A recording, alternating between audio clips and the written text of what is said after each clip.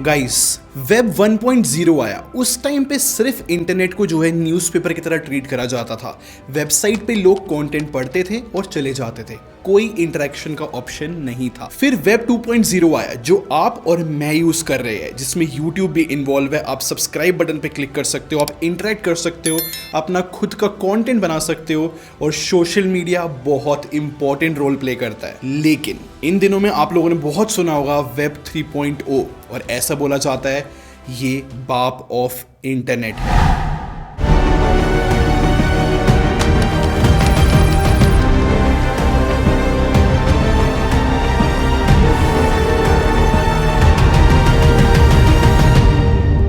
सबसे बड़ा क्वेश्चन जो आप लोगों के मन में आना चाहिए कि जो इंटरनेट हम लोग यूज कर रहे हैं वेब 2.0, उसमें ऐसी क्या कमी है जो हमें वेब 3.0 की नीड पड़ी। सबसे बड़ी कमी यहाँ पर आती है कि सिर्फ एक या दो बहुत बड़ी बड़ी कंपनीज है जो इंटरनेट को रूल कर रही है। जैसे कि गूगल 87% सर्च को कंट्रोल करता है, और जो फेसबुक है जो आज के टाइम पे मेटा बन चुका है, उसने जो है रिसेंटली 3.6 बिलियन नए यूनिक यूजर्स को रीच करा है। अब यहाँ पर प्रॉब्लम ही ये है कि किसने हक दिया है इतनी बड़ी बड़ी कंपनीज को ऐसे इंटरनेट को कंट्रोल करने की। और आप लोग को पता है ये जो डाटा है एड्स के लिए यूज करा जाता है। यहाँ पर कभी कभी ये एड्स कन्वीनियंट होते हैं, बट प्राइवेसी सबसे बड़ी प्रॉब्लम बन जाती है। एक इंटरेस्टिंग बात बताता हूँ जो बहुत रिसेंटली हुआ है। एप्पल ने एक नया फीचर इंट्रोड्यूस किया iOS 14.5 में, जहां यूजर खुद से चूज कर सकता है कि कोई ऐप उसको ट्रैक कर सकती है या फिर नहीं। और इस चीज से फेसबुक को बहुत प्रॉब्लम हुई और उन लोगों ने एस्टिमेट किया है कि 2022 में उनको $10 बिलियन का नुकसान हो सकता है, सिर्फ एक प्राइवेसी फीचर की वजह से जो सिर्फ आईफोन में है। अब फाइनली टाइम आ चुका है कि हम यूजर्स जो है सारी पावर अपनी हाथ में ले, और यही है वेब 3.0। 3 इंपॉर्टेंट पार्ट में मैं एक्सप्लेन करूंगा, जो कि है DOB। यहाँ पर डेट ऑफ बर्थ की मैं बात नहीं कर रहा हूं, ये है डिसेंट्रलाइजेशन, ओपन सोर्स और ब्लॉकचेन। सबसे पहले बात करते हैं डिसेंट्रलाइजेशन की। इसका सिंपल शब्दों में मतलब ही ये है कि जितनी भी पावर है यहाँ पर आज के टाइम पे बड़ी बड़ी कंपनीज के पास, ये सब में बांट दो, सब में डिस्ट्रीब्यूट कर दो। Number 2, open source. जैसे कि एंड्रॉइड एक ओपन सोर्स है ना, कि कोई भी आके उसको मॉडिफाई कर सकता है, ऐसे ही हमारी डिमांड है कि वेब 3.0 भी ओपन सोर्स करा जाए, कि कोई भी आए और उसको अपने तरीके से मॉडिफाई कर सके। नंबर 3, ब्लॉकचेन, जो कि बहुत ज्यादा सिक्योर टेक्नोलॉजी है, जिसके अंदर आपका डाटा स्टोर कर रखा जाएगा। और जैसे कि नाम सजेस्ट करता है कि यहाँ पर जो है डिफरेंट ब्लॉक्स में आपका डाटा स्टोर करा जाएगा और वो चेन की फॉर्म में होगा, और ये बहुत ज्यादा सिक्योर टेक में से एक है और इसको हैक करना बहुत मुश्किल होता है। आपको पता है कि ये वेब 3.0 टर्म आई कहां से है? आपने क्रिप्टो करेंसी तो जरूर सुना होगा। एक क्रिप्टो करेंसी है इथेरियम, उनके को फाउंडर है गेविन वुड। इन्होंने जो है यहाँ पर वेब 3.0 इंट्रोड्यूस करा है, जो कि बहुत डिफरेंट एक्सपीरियंस देगा हमें। Web 3 is really about allowing people to come together and coordinate their efforts for something greater than the sum of its parts. और अब बात करते हैं 5 ऐसे बेनिफिट्स जो बहुत मेजर है और वेब 3.0 हमें ला कर देगा। Number 1, anonymous single sign on. आज के टाइम पे जब हम लोग इंटरनेट चलाते हैं तो हमारे साथ कितनी बार होता है ना कि किसी भी वेबसाइट को विजिट करा तो हर बार हमें सारी इंफॉर्मेशन दोबारा फिल करनी पड़ती है, हर बार हमें एक नया अकाउंट क्रिएट करना पड़ता है। वेब 3.0 यही प्रॉब्लम सॉल्व कर रहा है कि हर बार हर एक वेबसाइट को अपना सेंसिटिव डाटा क्यों देना।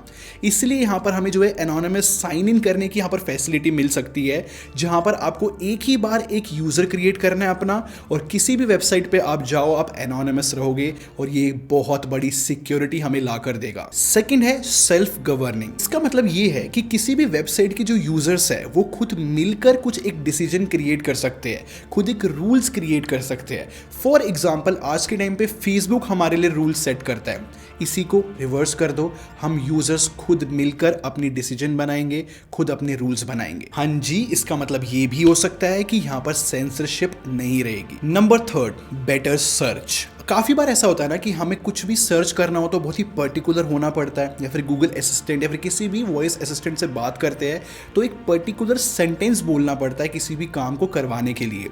इसको जो है और नेचुरल फॉर्म में बनाने के लिए यहाँ पर वेब 3.0 में ये फीचर आता है। जैसे कि हम अपने नॉर्मल फ्रेंड्स से बात करते हैं ना, ऐसे ही जो है हमारे सर्च होंगे, बहुत ही नेचुरल वे में हम कुछ भी पूछ सकते हैं और हमें रिजल्ट सामने मिल जाएंगे। ऐसा बहुत सारे लोगों का मानना है कि मेटावर्स ये सारी एप्लीकेशंस को इंप्लीमेंट कर सकता है, क्योंकि वहाँ पर एक अलग वर्चुअल वर्ल्ड बन जाएगा। आपने VR ग्लासेस पहने होंगे और आप एक अलग दुनिया में चले जाओगे जो कि पूरी डिजिटल होगी।